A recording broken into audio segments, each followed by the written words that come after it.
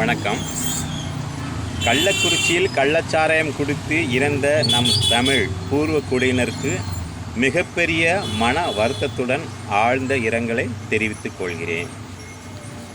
தந்தையையும் கணவரையும் இழந்து அக்குடும்பத்தினர் படும் துயரங்களை பற்றி அதிகம் யாரும் பேசவில்லை. ஆனால் உதவித்தொகையாக கொடுத்த 10 லட்சம் பற்றி ஏன் குடித்து செத்தார்கள், யார் குடிக்க சொன்னது, யாருக்காக குடித்தார்கள் என்று கேள்வி எழுப்புகிறார்கள், மீம்ஸ் போடுகிறார்கள். அதிலும் மனைவியே புருஷனை டாஸ்மாகில் போய் குடிக்காதே, கள்ளச்சாராயம் குடித்து செத்துப்போ, எனக்கு 10 லட்சம் கிடைக்கும் என்று தமிழ் பெண்களே கணவர்மார்களை கள்ளச்சாராயம் குடிக்க அனுப்புவது போல் சித்தரித்து மீம்ஸ் போடுகிறார்கள். தமிழ் பெண்களை கொச்சப்படுத்தி இழிவு செய்கிறார்கள். அப்படி இழிவு செய்து தமிழ் பெண்களை இழிவு செய்து மீம்ஸ் போடுகிறவர்கள் தமிழர்களாக இருக்க முடியாது.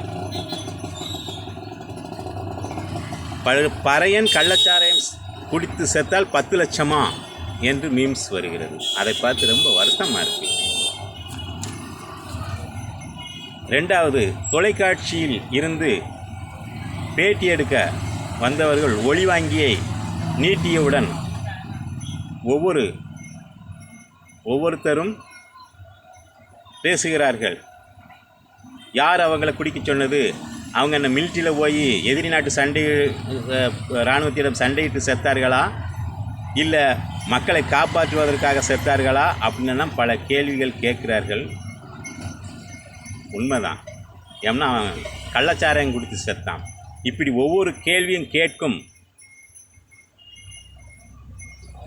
தலைவர்கள் போல அவர்களுக்கு வாழ்வாதாரம் இல்லை. இன்று ஒவ்வொருவரும் தொலைக்காட்சியில் பேட்டி கொடுக்கிறார்கள். கள்ளச்சாராயம் ஏன் குடிக்கணும், அவன் என்ன பெரிய போராட்ட வீரனா அப்படின்னு கேள்வி கேட்காங்க.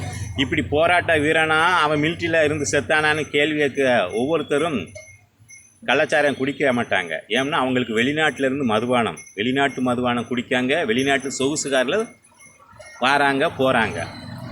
அவங்களுக்கு இந்த கள்ளச்சாராயத்தை பற்றியும், அங்கே கள்ளச்சாராயம் எதுக்காக குடிக்காங்க, அங்கே உள்ள ஏழை மக்களின் வாழ்வாதாரம் எப்படி இருக்குது, அவன் என்ன வேலை செய்கிறான், அந்த வேலை செய்தனால அவனுக்கு எவ்வளோ உடல் வலி இருக்குது, அந்த உடல் வலியை போக்குவதற்காக அங்கே கிடக்கும் ஏதோ மதுபானத்தை குடிக்கிறான். அது கள்ளச்சாராயமாக்கி குடிக்க வைக்கிறார்கள். ஒரு கிராமத்தில் ஆண்களை முற்றிலுமாக அழித்திருக்கிறார்கள். அந்த துயர சம்பவத்தை பற்றியும் அந்த குடும்பங்களோட துன்பத்தை பற்றியும் யாருமே பேசலை. 10 லட்சம் பணம் பணம் பணம். தமிழர்களின் மனம் ஏன் இப்படி போகிறது என்று தெரியவில்லை. காதந்த ஊசியும் கூட வராதே கான் கடைவெளிக்கு என்று பாடிய பட்டினத்தார் வாழ்ந்த பூமியில் இன்று பணம் பணம் என்று அந்த குடும்பங்கள் படும் துயரத்தை சிறிதும் இஞ்சிக்காமல் சிந்திக்காமல் பணம் பணம் ஏன் கொடுக்கணும், எதுக்காக கொடுக்கணும் என்று தான் கேள்வி எழுப்புகிறார்கள். வர அந்த குடும்பங்கள் படும் துயரத்தையும், கணவன் இறந்து விட்டால் அந்த குடும்பம் மறுநாளைக்கு என்ன சாப்பாட்டுக்கு என்ன செய்யும், வாழ்வாதாரத்துக்கு என்ன ஒரு வழி இருக்குது, அதை பற்றி யாருமே பேசலை, சிந்திக்கவும் இல்லை. ஏன்னா தமிழ்நாட்டில் கள்ளச்சாராயம் குடிக்கிறதும் அந்த சாதாரண சாராயம் குடிக்கிறதும் மண்ணின் மைந்தர்களும் அந்த பூர்வ குடிகளும் தான். ஏன்னா அவங்கள்ட்ட தான் ஏழை ஆக்கி வச்சுருக்காங்க. அவனுக்கு தான் எந்த உரிமையும் கொடுக்காமல் பறித்து வைத்திருக்கிறார்கள். அப்படிப்பட்ட ஒரு மக்களுக்கு 10 லட்சம் பணம் கொடுக்கவா, அவன் அந்த குடும்பத்தின் வாழ்வாதாரம் கணவன் இல்லையானாலும் உயர்ந்துவிடும் என்ற அந்த உரிமையையும் பறிக்கிறதற்காகத்தான் இப்படி பேசுகிறார்கள் என்று எனக்கு தோன்றுகிறது.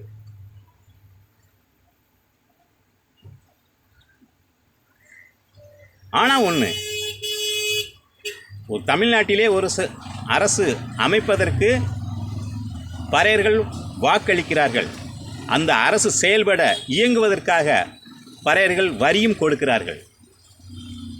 அந்த வரி பணத்திலிருந்து, அந்த நிதியிலிருந்து சிறு தொகையை உதவித்தொகையாக இந்த கள்ளச்சாராயம் கொடுத்து இறந்த குடும்பங்களுக்கு கொடுத்து உதவி செய்து அந்த குடும்பத்தின் வாழ்வாதாரத்தை சரி செய்து வாழ வைக்க வேண்டும் என்று தமிழக அரசை வேண்டி கேட்டுக்கொள்கிறேன்.